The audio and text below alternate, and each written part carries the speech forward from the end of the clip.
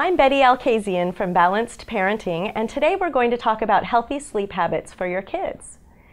Teaching kids healthy sleep habits is really one of the first opportunities we have with our kids to teach them the parental role versus the child role, as well as to teach them self-reliance and independence.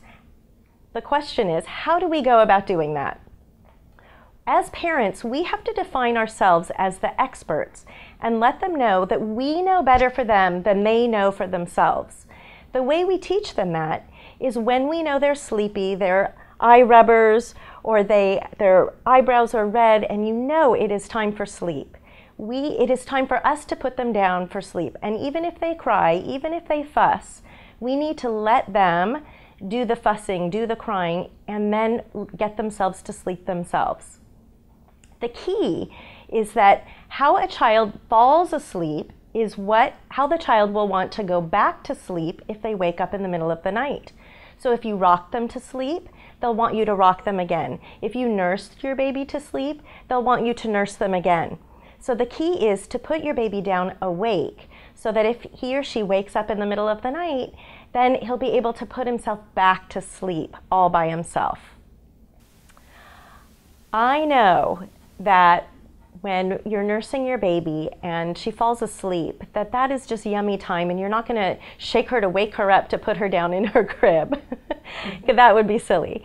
So of course there are going to be times when your baby's going to go to sleep already asleep from your arms, and that's yummy time. That's great. Enjoy it and let it be. Don't stress about it. And that's really the biggest thing that I find that parents really stress about the sleep habits. Am I doing it right? Am I teaching my child the wrong thing? And really, they're not going to be 15 years old and still sleeping in your bed. So it is important that you kind of relax about it and know that it's not a problem until it's a problem for you. Sometimes I have parents come to me and say, when will my child get out of my bed?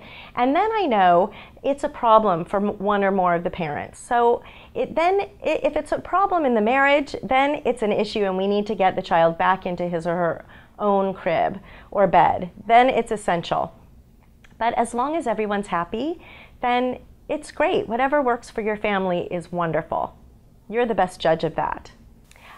I also want to talk about self-soothing babies. I get a lot of questions about pacifiers and thumb sucking and what's the best strategy.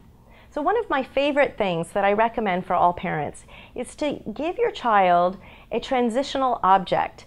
When they have their lovey that's close to them that smells like mommy, then they are able to comfort themselves even when mommy isn't around.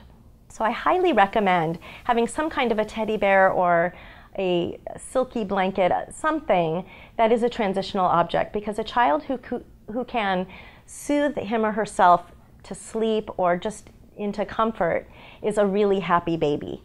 So I highly recommend that. Pacifiers are also great. One of the problems, of course, is having to get up in the night if the baby loses the pacifier and can't find it herself. Then mom or dad has to go in and find it for her. So that's difficult, whereas a thumb is always accessible. So if your child is tending toward a thumb or fingers, let them have it. It's okay. They will eventually break the habit and it won't be a big drama, I assure you, but they will be happy, happy babies.